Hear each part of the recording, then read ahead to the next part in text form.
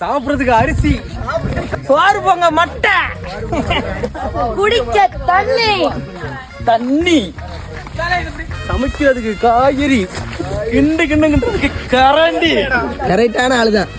chicken,